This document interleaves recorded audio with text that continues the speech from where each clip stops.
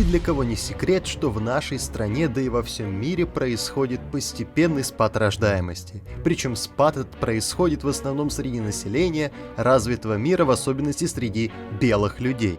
Почему же так? Клерикалы, православные черносотенцы и прочие любители радиорадонеж объясняют это тем, что, дескать, демократия, права женщин научили бабу уму-разума, она и перестала рожать. Нужны шариат, духовная скрепа, в общем, все как в процветающем и богатом Ближнем Востоке.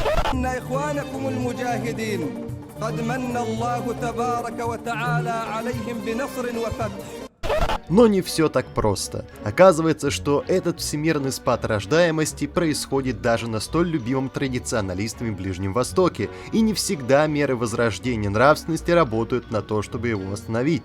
Например, Иран при шахе Пехлеви повысил брачный возраст до 18 лет, разрешил женщинам получать образование, начал секуляризацию общественной жизни, чем действительно сократил рождаемость в стране. Но пришедший ему на смену радикальный режим поборников ислама и аятолл, который сделал все как раз наоборот, в числе прочего опять снизил брачный возраст до 9 лет и запретил женщинам образование, никак не вернул уровень рождаемости на прежнее место. И это при том, что были созданы все условия, мол, плодитесь и размножайтесь.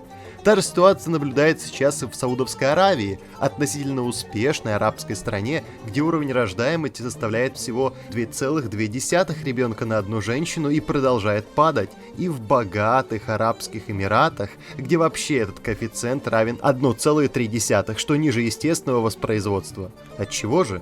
Проблем с духовностью в этих странах как будто нет. Законы шариата исполняются неукоснительно, даже смертная казнь на площадях проводят, и столь любимая державниками абсолютная монархия есть.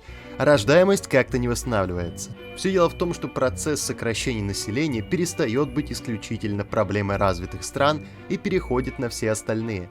Это так называемый четвертый демографический переход. Демографический переход — это смена баланса высокой смертности и высокой рождаемости, равновесием низкой смертности и низкой рождаемости. Ближний Восток вслед за Европой, а за ним и Китай, Индия и даже Африка неизбежно в скором времени столкнутся с теми же проблемами, с которыми сейчас имеют дело белые люди. И раз так, у белых есть преимущество. Мы первыми из всех людей прошли индустриализацию, завершили аграрную революцию и ступили на острие информационной эпохи. И пока только перед нами маячит отчетливо та угроза, которая пока не очевидна для остальных. Мы сокращаемся. Мы не можем вернуть рождаемость традиционными методами в условиях гиперурбанизированного, экономически развитого и технологически видоизмененного общества. Но мы можем посмотреть на примеры стран, которые с этой проблемой сталкиваются особо остро и с ней борются. Пока, к сожалению, развитый белый мир предпочитает бороться с депопуляцией, завозя неквалифицированных мигрантов из-за рубежа, что приводит к многочисленным теориям заговора, от происков люминатов до теории замещения. Но в рамках этого видео нам едва ли интересна гипотеза людей, носящих шапочки из фольги на голове. Ведь помните, это ждет каждого. Это неизбежно. Сколько бы мы ни старались, как бы мы ни хотели, депопуляция коснется всех. И стран Азии и Африки в особенности, так как их кривая входа в четвертый демографический переход будет куда как круче. Но нас интересует белое. Белое выживание, белое человечество и белые дети. Все остальное не так важно и не должно быть важно на пути построения нашего идеального белого рая. С каких же стран стоит взять пример? В Европе довольно мало государств, решающих проблему своей депопуляции, при этом не обращающихся за помощью к миграции. И первый из них — это Исландия. Исландия по причине своей удаленности от материков до сих пор относительно гомогенна в национальном составе. Коэффициент рождаемости составляет 1,7 рождений на одну женщину, что в среднем выше европейского уровня. Но кроме того, Исландия — одна из немногих стран, где рождаемость мигрантов даже ниже, чем коренных жителей. Большинство иммигрантов, прибывающих в Исландию, из Европы. Лишь небольшой процент из них приходится на Азию и Африку, а само государство было еще до 90-х годов закрыто подавляющему большинству приезжих. Брак в Исландии, как правило, заключают после рождения детей, причем пособие ребенку выплачивается вне зависимости от правового статуса родителей. В 2021 году здесь даже произошел своеобразный бэби-бум по причине ковидных ограничений. На свет появилось около 5000 детей. Это рекорд за все время ведения статистики. Отпуск по уходу за ребенком там увеличен с 9 до 12 месяцев, а вступление в брачные отношения молодых приветствуется.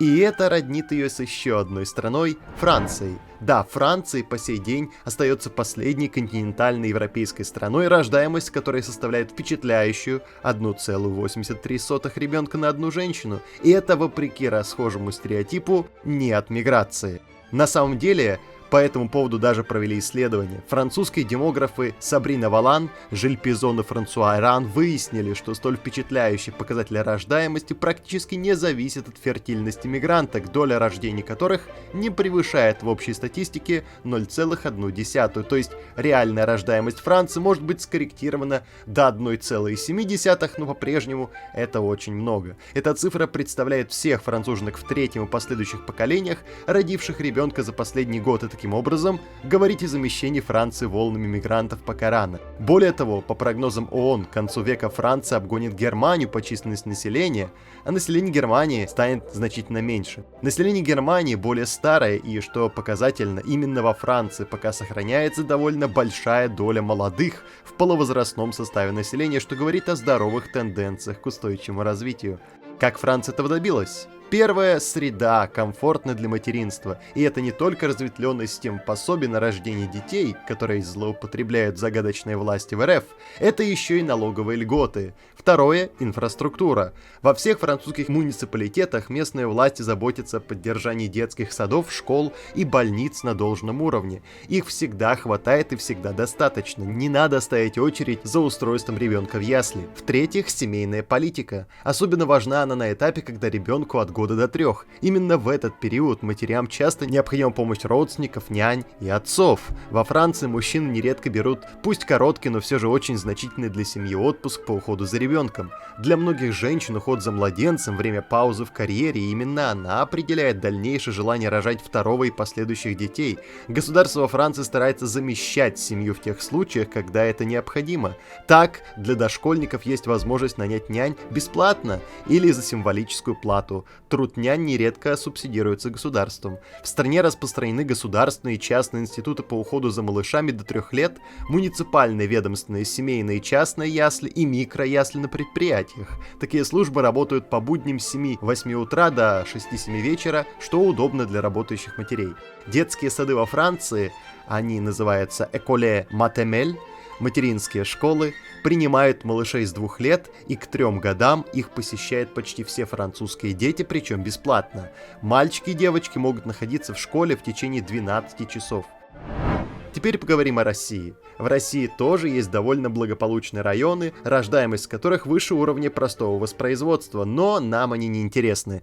Нам интересна рождаемость русских, поэтому сразу перейдем в Тюменскую область. Одну из немногих, в которых рождаемость составляет достойные 1,7, что выше среднестатистического российского показателя. Тюмень занимает 5-е место в России по росту населения, уступая только Чечне, Ингушетии, Ленинградской области и Севастополю. И если с последними двумя все понятно, такой прирост обусловлен миграцией, то с Тюменью не все так однозначно. Регулярно Тюмень попадает на страницы газет как наиболее благоустроенный регион с высокими темпами естественного прироста. Ученые посвятили ему научные работы. Секрет успеха, по всей видимости, в том, что местные чиновники достаточно хорошо распределяют средства, и да, это прозвучит смешно, у них это даже получается. В Тюмени реализуется программа демографии с четкими показателями, которых необходимо достичь к определенному году, и пока они приносят плоды. Важно также подчеркнуть, что в этом регионе, в отличие от многих, также неуклонно растет доля русских. Если в 2002 году здесь проживал 71% русских, то к 2010 уже 73%. Есть также в России отчетливо прослеживаемая область этнического ядра, то есть тех территорий, где проживает наибольшее число этнических русских в 4 поколениях. Это территория, сопряженная с Нижним Новгородом. По данным американского журнала «Этнографии», таких людей с чистым восточнославянским фенотипом в России около 42 миллионов, то есть более чем достаточно для обеспечения устойчивого генофонда. А теперь давайте перейдем к самому интересному. От уже имеющихся средств к повышению рождаемости к будущему и тем технологиям, которые могут значительно приблизить наступление эры белого человечества. Клонирование. Это правда, что клонирование человека было запрещено практически всеми развитыми странами мира. Сразу после успешного эксперимента с овечкой Долли целый ряд западных государств и многие страны-члены ООН начали вводить ограничения на манипуляции с человеческой ДНК вплоть до полного запрета по этическим и моральным причинам.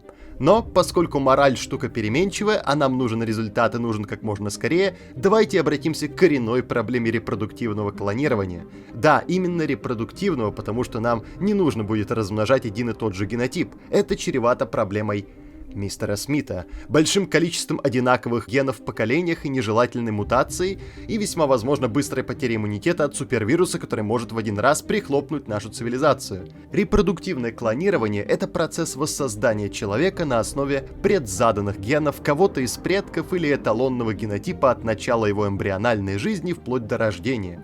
Стоит ли говорить, что рождение хоть одного такого человека будет означать создание новой жизни, не предусмотренной естественным живорождением, а вслед за тем и философский спор о том, хорошо ли это, можем ли мы потеснить в этом вопросе Бога и прочую религиозную чепуху. Но факт остается фактом. Эксперименты по репродуктивному клонированию уже сейчас способны, например, спасать от смерти недоношенных младенцев, давать жизнь тем детям, которые по разным причинам оказались жертвой генетического заболевания, а вместе с тем и лучше понять ранние стадии развития человека и, может быть, тем самым помочь лечить многие болезни. Хотя бы из этих соображений нам стоит попробовать. Еще один способ радикально поднять популяцию — это создание искусственной утробы. Эксперименты в этом направлении ведутся уже давно. Сама мысль о возможности вынашивать эмбрион человека без какого-либо участия, то есть избавления женщины от бремени материнства, представляется весьма соблазнительной для быстрой перестройки демографического поведения на нужный нам лад. Если мы изобретем искусственную матку, искусственную утробу, то будем способны с их помощью восполнять то число детей, необходимое для поддержания уровня самовоспроизводства. На самом деле такие эксперименты проводит уже Китай, но технология искусственного вынашивания пока дорога и трудозатратна. Однако с подключением к этому делу ИИ и автоматизацией процессов на основе нейроинтерфейсов можно существенно сократить затраты на производство одного человека. Кроме того, можем также позаимствовать некоторые практики Lebensborn, которые были жестоко дискредитированы нацистской Германией ее преступным режимом. Lebensborn задумывался как государственные приюты для детей, рожденных вне брака от чистокровных арийцев. В современных реалиях, когда родители не могут проводить все свое время с детьми, им особенно важно оказать содействие со стороны государства и снять часть ответственности за заботы о них. Формирование разветвленной сети школ и детских садов на полном пансионе по типу Lebensborn помогло бы разгрузить молодых родителей и дать им больше свободного времени. Рождение детей больше не было бы обузой, они смогли бы навещать их в таких учреждениях так часто, как они того захотят, и брать с собой на выходные, или же каждый день забирать вечером из школы. Большим препятствием для рождения детей является и материальная сторона вопроса. И здесь тоже государственные пансионаты могли бы решить проблему. Например, обеспечить молодых матерей всем необходимым, включая медицинское обслуживание для полного ведения беременности и сопровождение ее после. Но если и это нам покажется недостаточным, мы всегда сможем прийти к главному вопросу демографии и попытаться остановить смерть. Да, зачем в принципе нужна смерть? Смерть — главная причина демографических изменений и замещения поколений. Смерть убивает белых. Долой смерть! В действительности эти заявления уже не звучат для ученых так безумно, как 10 или 20 лет назад. Многие авторитетные фирмы уже запускают первые препараты, целью которых является борьба со старением и старческими болезнями, а также замедлением прогрессирования возрастных заболеваний. Уже недалек тот день, когда появятся и клиники, предлагающие услуги по наращиванию теломер. Не стоит на месте и продолжительность жизни. Если в 20 веке человек стал жить в 2 раза дольше, то 21 дарует нам просто феноменальные возможности. Конечно, остается открытым вопрос, до какой степени мы способны продлять себе жизнь. Работает ли в любом случае предел Хейфлика и способны ли мы побороть болезни, что ждут нас на отметке 100, 200, 300 лет? Но независимо от ответа, главное в этом деле начать. Пока исследования в области продления жизни контролируются практически исключительно европейскими компаниями, озабоченные быстрым старением их населения, у нас есть шанс. Шанс, что именно у белых будет то технологическое преимущество, которое позволит нам одним из первых вкусить вечную молодость и вечную жизнь. Если же вечная жизнь будет для нас недостижима в обозримом будущем, то что же, мы можем прибегнуть к криогенике. Заморозка людей — еще один шанс на бессмертие, и она не обязательно должна выполняться в такой грубой форме, как крионизация тел. Есть гораздо более дешевый и перспективный способ — заморозка образцов ДНК. Так мы сможем сохранить специфические гены, полезные человечеству, и в будущем восстановить их из образчиков, или даже воскресить мертвых. Мечта доктора Франкенштейна осуществится. Можно пойти еще дальше и реализовать что-то подобное проекту «Гильгамеш» из фантастического рассказа Карла Сагана «Контакт». В нем богатый филантроп запустил капсулу с собой в космос для последующей заморозки. Космос – идеальное место для долговременного и практически неэнергозатратного хранения образцов ДНК.